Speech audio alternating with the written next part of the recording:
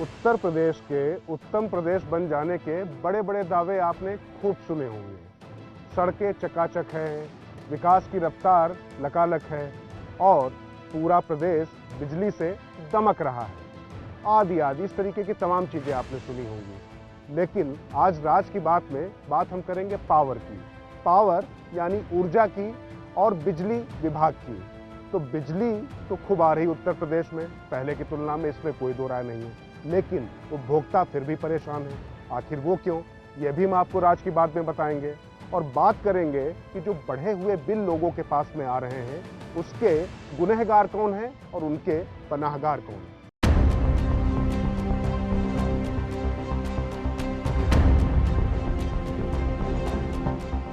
कैसे सरकार के सख्त तेवरों और स्पष्ट निर्देशों के बावजूद उपभोक्ताओं को गलत बिलों को दुरुस्त कराने में जूझना पड़ा। साथ ही सरकार को इन गलत बिलों की वजह से राजस्व का भी हुआ नुकसान। बावजूद इसके कैसे अफसरों का नहीं बदला काम करने का ढर्रा। और अब जब विभागीय मंत्री को खुलकर सामने आना पड़ा तो अफसर तो हटे, लेकिन कोई सजा जैसी पोस्टिंग के बजाय और बेहद अहम जिम्मेदारी से नवाज दिए गए। देश के सबसे बड़े सूबे उत्तर प्रदेश में कुछ भी छोटा नहीं होता। यहाँ पर जो भी होता है वो बड़ा होता है और उसकी धमक भी बहुत दूर तक सुनाई देती है। आपने सुना होगा नाम UPPCL यानी Uttar Pradesh power corporation limited. UPPCL हमेशा बिजली आपूर्ति की संस्था के रूप में नहीं जाना गया। जाना ये गया कि PF घोटाला यहाँ पर हुआ। जाना इसलिए गया क्योंकि यहाँ पर लोगों के गलत बिल जा रहे हैं। तो PF घोटाले में आपको याद होगा AP मिश्रा अभी तक अंदर हैं, लेकिन उस समय जो यहाँ पर ऊर्जा सचिव और UPPCL के चेयरमैन थे आलोक कुमार, उन्हें केंद्र में ऊर्जा सचिव बना दिया गया है। इसी तरह बिलों के चक्कर में जो घालमेल चल रहा था, उसमें ऊर्जा मंत्री श्रीकांत शर्मा के खुलकर सामने आने के बाद अरविंद कुमार को UPPCL चेयरमैन और ऊर्जा सचिव से हटाया गया। लेकिन सही बिजली बिल बनवाने में नाकाम और राजस्व जुटाने में असफल रहने के बाद अरविंद कुमार को प्रदेश में उद्योग लगवाने और लाने की जिम्मेदारी सौंप दी गई। उन्हें औद्योगिक अवस्थापना विभाग में प्रमुख सचिव बनाया गया है। मतलब गलत बिलों से जनता हैरान हुई, उसका शोषण हुआ, बिजली के बिलों को सही कराने के नाम पर चक्कर काटने पड़े, कुछ को दलालों का सहारा लेकर पैसा देना पड़ा, तब बिल सही हो पाए। जनता तो परेशान हुई ही और गलत बिलों का भुगतान लोग नहीं कर सके, इसलिए विभाग का भी नुकसान हुआ। अब सबसे बड़ा सवाल यही है कि ऊर्जा मंत्री के बार बार मोर्चा लेने के बाद चेयरमैन तो हटाए गए, मगर सवाल यही कि UPPCL की कार्यप्रणाली क्या अब सुधरेगी। निगम होने की वजह से यह स्वायत्त अंग है। बिजली बिलों की गड़बड़ी से लगातार प्रदेश सरकार की किरकिरी होती रही है और उपभोक्ताओं को खासी परेशानी उठानी पड़ रही है। और ये बात हम नहीं कह रहे हैं, ऊर्जा मंत्री श्रीकांत शर्मा को खुद सामने खुलकर आना पड़ा। ये इस बात की तस्दीक करता है कि उत्तर प्रदेश में खास तौर से ऊर्जा मंत्रालय में किस तरीके से अधिकारियों की मनमानी चल रही थी। उन्होंने इस मसले को सीधे मुख्यमंत्री योगी आदित्यनाथ से उठाया। आपको ये बताना जरूरी है कि श्रीकांत शर्मा कद्दावर नेता हैं और दिल्ली में प्रधानमंत्री और गृह मंत्री के भी नजदीकी माने जाते हैं। इस वजह से वो अधिकारियों के इस नेक्सस के खिलाफ खड़े हो गए और इस मामले को लॉजिकल कंक्लूजन तक पहुंचाने की कोशिश करते दिखाई पड़ रहे हैं। लेकिन ये इतना आसान भी नहीं है। तब श्रीकांत शर्मा ने खुद डाउनलोडेबल बिजली बिल का लक्ष्य न पूरा होने पर मोर्चा खोला, खुद कई जगह छापे मारे, CM योगी आदित्यनाथ से व्यक्तिगत स्तर पर मामला उठाया, यहाँ तक कि UPPCL चेयरमैन की कार्यप्रणाली पर सवाल उठाते हुए ट्वीट पर पूरे मसले पर लिखा।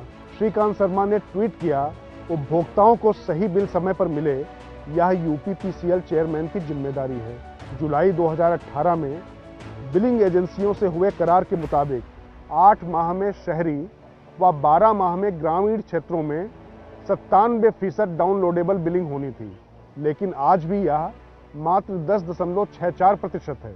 यह घोर लापरवाही है। ऊर्जा मंत्री ने UPPCL चेयरमैन के साथ साथ मुख्यमंत्री योगी आदित्यनाथ, UP BJP और UP सरकार को भी ट्विटर पर टैग किया।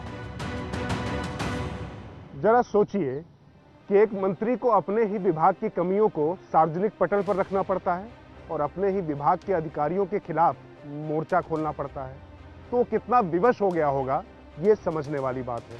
दरअसल आपको बता दें कि उत्तर प्रदेश में मीटर रीडिंग का काम यूपीपीसीएल ने एचसीएल और फ्लुएंट ग्रिड को दिया हुआ है। फ्लुएंट देहात क्षेत्रों के बिल बनाती है और एचसीएल शहरी क्षेत्रों की। असली समस्या आ रही थी देहात क्षेत्रों के बिलों में, जहां पर डाउनलोडेबल बिल नहीं निकल पा रहे थे और इसकी वजह से किरकिरी सरकार की हो रही थी।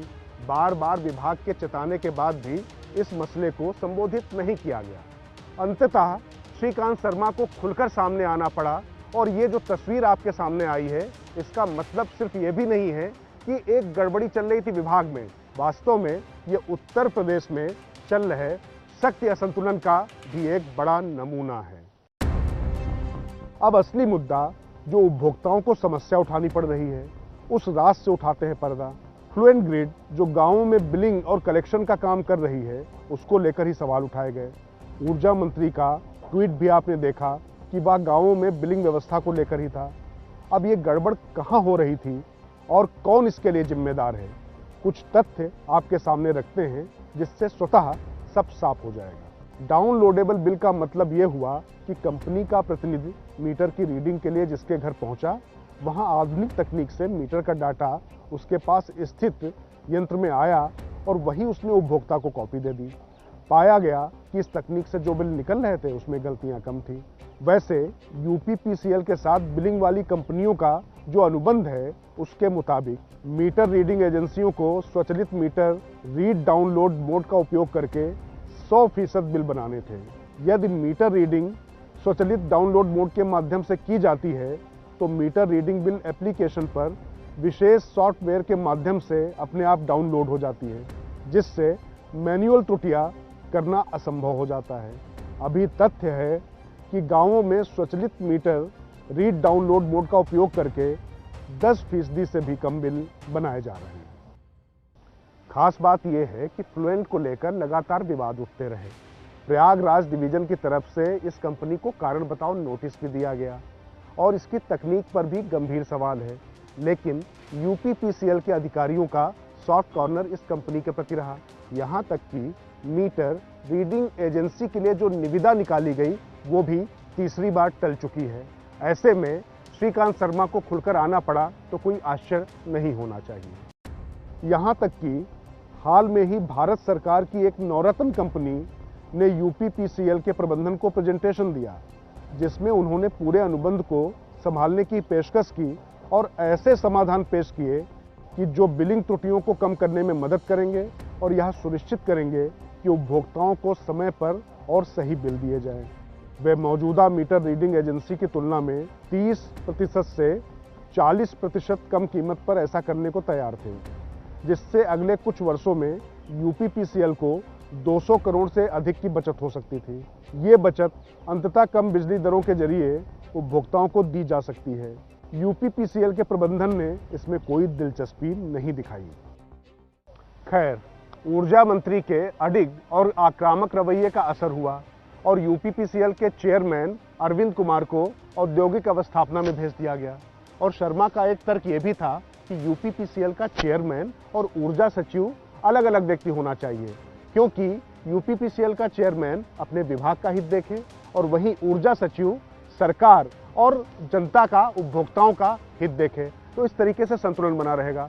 शर्मा की ये बात भी अब मान ली गई है। तो अब राज की बात यह है कि बिलों में गड़बड़ी के साथ साथ जो भी अनियमितताएं चल रही थी, अब उन पर तेजी से काम करके सुधार किया जाएगा।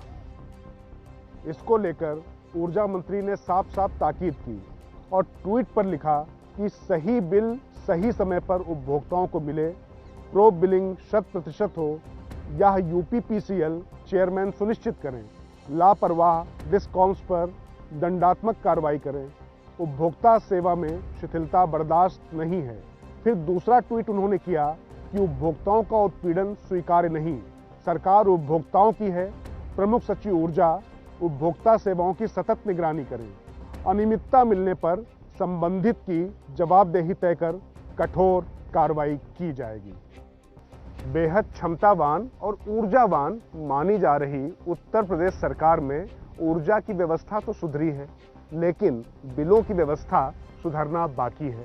अब ऊर्जा मंत्री श्रीकांत शर्मा जब खुलकर सामने आए तो बेलगाम नौकरशाही को एक जवाब और एक संकेत जा पाया है।